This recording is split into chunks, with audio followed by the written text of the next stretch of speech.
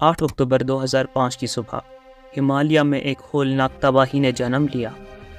زمین ایسی شدت سے ہلی جیسے پہلے کبھی محسوس ہی نہیں ہوئی تھی۔ زلزلے کا مرکز مظفر آباد، پاکستان کے زیر انتظام کشمیر میں تھا، جس نے لاکھوں لوگوں کو فوراً متاثر کیا۔ ریکٹر اسکیل پر 7.6 کی شدت نے اس ہولناکی کا اعلان کیا۔ کشمیر کی پرسکون وادیاں اور پہاڑ تباہی کے منظر میں تبدیل ہو گئی۔ دنیا نے اس ناقابل بیان مصیبت کا سامنا کرتے ہوئے امداد اور حمایت فراہم کرنے کے لیے یکجہتی کا مظاہرہ کیا۔ ہمالیہ زمین کا سب سے اونچا پہاڑی سلسلہ، ٹیکٹونک قوتوں کے بے پناہ طاقت کا مظہر ہے۔ ہندوستانی ذیلی براعظم جو لاکھوں سالوں سے شمال کی طرف بڑھ رہا ہے، یوریشیائی پلیٹ سے ٹکراتا ہے، اس مسلسل تصادم سے ہمالیہ وجود میں آیا، جو ہزاروں سالوں سے پہاڑ کو بلند کرتا ہے۔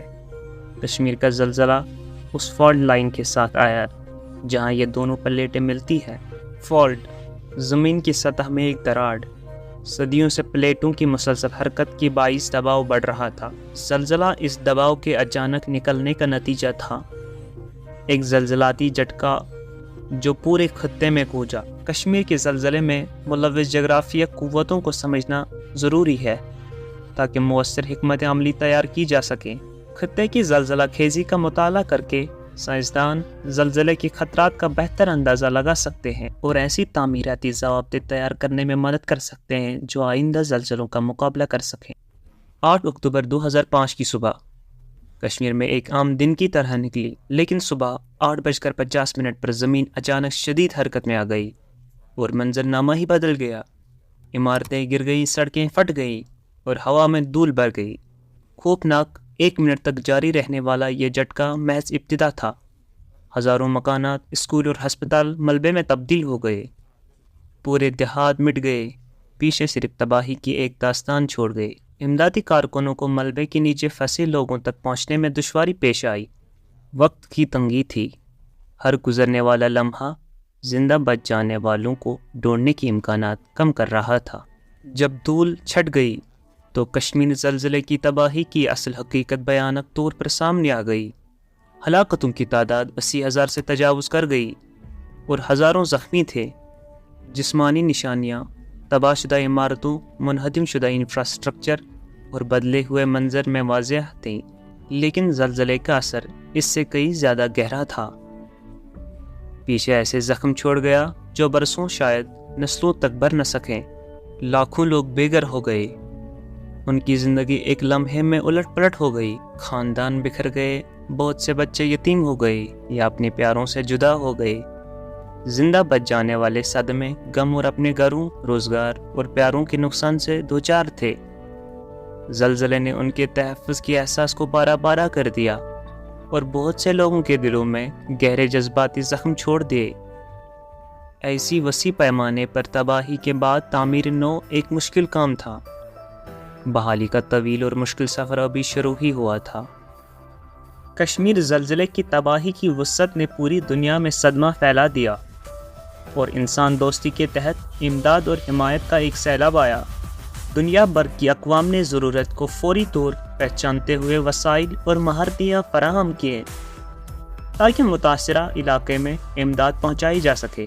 بین الاقوامی امدادی تنظیموں، جن میں اقوام متحدہ، ریڈ کراس اور میڈیسنز سین فرنٹیئرز شامل تھے، تباہی کی فوری بعد اہم کردار ادا کیا۔ انہوں نے بنیادی طبی دیکھ بھال، کھانا پینا اور پناہ گاہ فراہم کی۔ کشمیر زلزلے پر عالمی رد عمل نے انسانی ہمدردی کی طاقت کا ثبوت دیا۔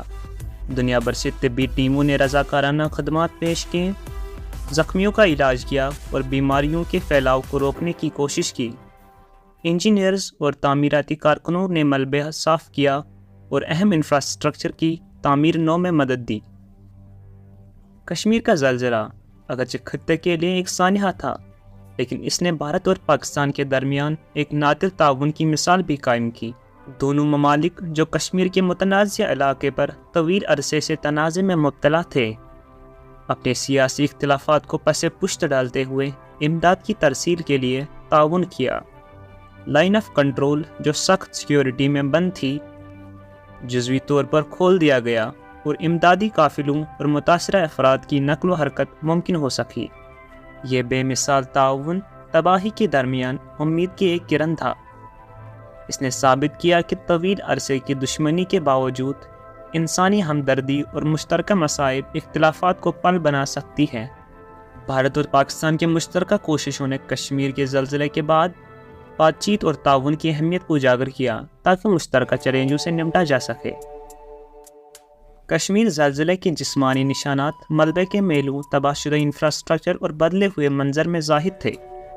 زمین سے دوبارہ تعمیر ایک مشکل کام تھا، جس سے خطے کی دور دراز، محال وقوع پہاڑی علاقے اور قریب آنے والی سردی نے مزید پیچیدہ کر دیا۔ متاثرہ کمیونٹیز نے غیر معمولی عزم کا مظاہرہ کرتے ہوئے اپنی زندگیوں کو دوبارہ سے جوڑنا شروع کیا۔ بین الاقوامی برادری نے مالی امداد، تکنیکی مہارات اور تعمیراتی مواد فراہم کرتے ہوئے تعمیر نو کی کوششوں میں ایک اہم کردار ادا کیا۔ تاہم تباہی کی وسعت ایسی تھی کہ بحالی ایک طویل مدتی کام تھا، جس کے لیے مقامی اور عالمی کمیونٹیز دونوں کی مسلسل وابستگی کی ضرورت تھی۔ تعمیر نو کا عمل محض عمارتوں کی بحالی تک محدود نہیں رہا، بلکہ متاثرہ کمیونٹیوں کی طویل مدتی ضروریات کو پورا کرنے پر بھی توجہ دی گئی، جیسے کہ صدمے کے شکار افراد کے لیے نفسیاتی مدد فراہم کرنا، مقامی معیشت کو بحال کرنا اور تعلیم و صحت کی سہولیت تک رسائی کو یقینی بنانا۔ کشمیر زلزلے کے تباہ کن اثرات نے زلزلہ مزاحم تعمیرات کی اہمیت کو اجاگر کیا، خاص طور پر زلزلہ خیز علاقوں میں۔ بہت سی عمارتوں کے گرنے سے روایتی تعمیراتی طریقوں اور مواد کی نااہلی کو ظاہر کیا۔ اس سانحہ کے بعد زلزلہ مزاحم خصوصیت کو نئی تعمیراتی میں شامل کرنے پر زور دیا گیا۔ مضبوط کنکریٹ، سٹیل فریمنگ اور دیگر زلزلہ مزاحم مواد کا استعمال بڑھ گیا۔ معماروں اور انجینئرز نے ایسے ڈیزائنز کو ترجیح دی جو زلزلے کی قوتوں کا مقابلہ کر سکیں تاکہ مستقبل کی نسلیں زیادہ محفوظ رہیں۔ کشمیر کے زلزلے نے آفت کی تیاری کی اہمیت کو اجاگر کیا۔ یہ ایک اہم سبق ہے جو متاثرہ علاقے سے کہیں آگے پھیلا ہوا ہے۔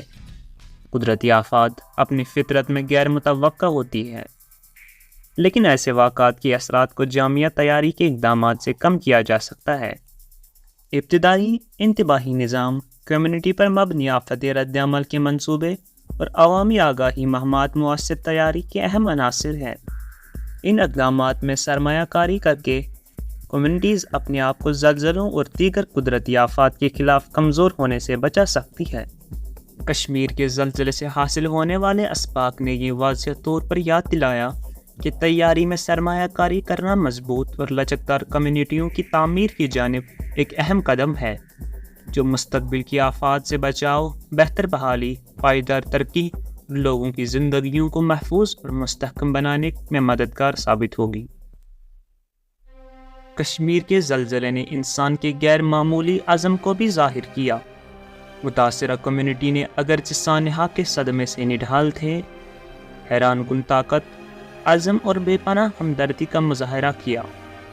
پڑوسیوں نے ایک دوسرے کی مدد کی، اجنبیوں نے اپنے قلیل وسائل آپس میں بانٹے، اور رضاکاروں نے اپنی جانیں خطرے میں ڈال کر ملبے تلے اور ملبے دبے لوگوں کو بچایا۔ مشکل ترین حالات میں بھی یکجہتی اور باہمی تعاون کی روح نمایاں تھی۔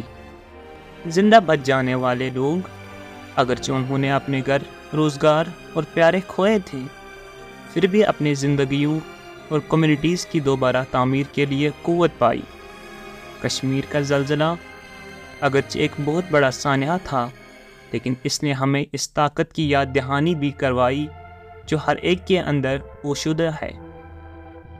کشمیر کا زلزلہ 2005 تاریخ کے صفحات میں ہمیشہ کے لیے اس یادگار کے طور پر درج ہوگا کہ قدرت کی تباہ کن قوتیں اور انسانی زندگی کی نازکی کتنی بڑی ہے۔